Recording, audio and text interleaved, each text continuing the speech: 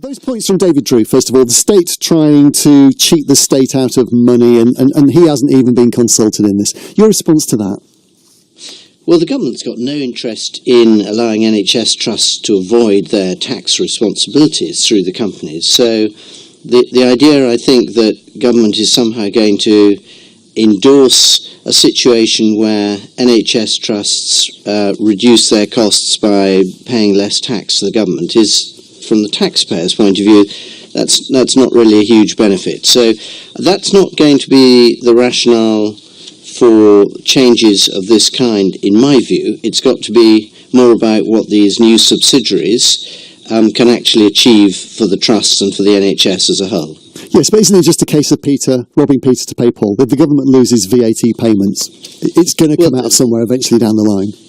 Well, no, that's what I was just saying, Mark, is that the government, that's not something the government's going to encourage. And I think the NHS as a whole is deliberating on what their line on these subsidiary company proposals is. So this is, in fact, at a relatively early stage, although David should have had, all the rest of the MPs should have had, as I had, a stakeholder briefing proposal to develop a wholly owned subsidiary company, which is a sort of 4 or 5 page document that went out some time ago. So this shouldn't have come as something of a complete surprise to David or any of us, but clearly it is a Hospitals Trust proposal. But just explain it, but we can't do the sums here then. If the Subsid company could save £35 million over the next 10 years and they will not be paying as much VAT, explain to us how that can work without someone down the line having to pay that, and that's not a loophole.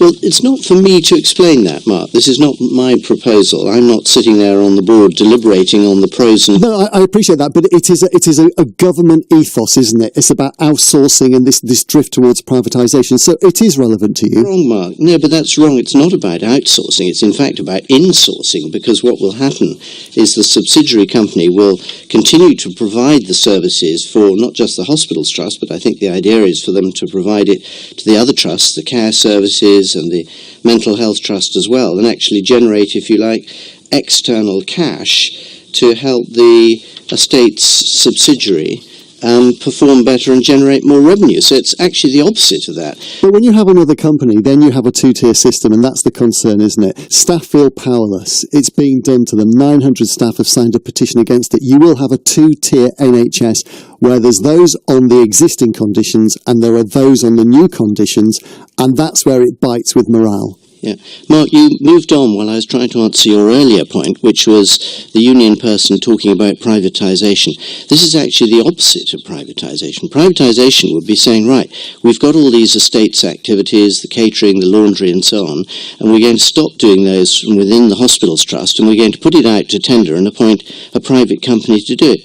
This is exactly the opposite. It's saying we're going to put everybody in those different activities in our Hospitals Trust into a subsidiary company, so wholly owned by the taxpayer, to carry on doing that work and do outside work as well. Fine, you have explained that. Let me go back to my point then as we round the interview up. This is where we have the two-tier system, where new joiners are on a different system than the current joiners, and it leads to a real case of a lack of morale, staff feeling powerless about it.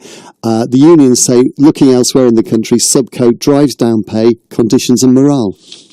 Well, interestingly, actually, quite a lot of councils and other public services have been through the business of keeping existing staff on one set of conditions, but employing new staff on slightly different ones. And the obvious case in point in many public organisations is where the pensions have changed and an old pension scheme has been closed and a new one brought in. And that's common across other businesses, whether charities or private companies as well. So there's nothing new about this situation, which is called 2P, transfer under previous employment conditions, and to predict ahead that that's going to sort of set the workforce against each other. I'm not sure there's a great deal of precedent for that in our own district councils, county council and other public sector organisations. I mean, the unions will claim it has. When Subco have done this elsewhere, that's what they're claiming. One final point to you before we end the interview. Nigel in Cheltenham raises is a broader point, really. If we agree that the government are behind this ethos and you agree with the ethos as what's being done, he says, if it's such a good idea, no changes to terms and conditions. Why don't they transfer some doctors, nurses and managers into the scheme too? Why only cleaners, porters and car park attendants? Do you have a theory on if this is the right model, it should be even broader? Well, Mark, the point I was trying to make to you is that I haven't decided in my own mind whether this is the right model. Hospitals Trust, if they decide to pursue it, will have to make that case. The government hasn't decided whether it's supportive of this. The NHS as a whole, NHS England, I don't think has decided.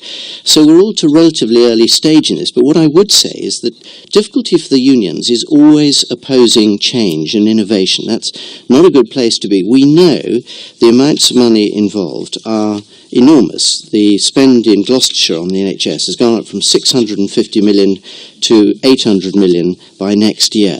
So if there are sensible ways of reducing the costs, then why shouldn't an organisation look at doing that? Richard Graham, thank you for joining us this morning from our studios in London. Richard Graham.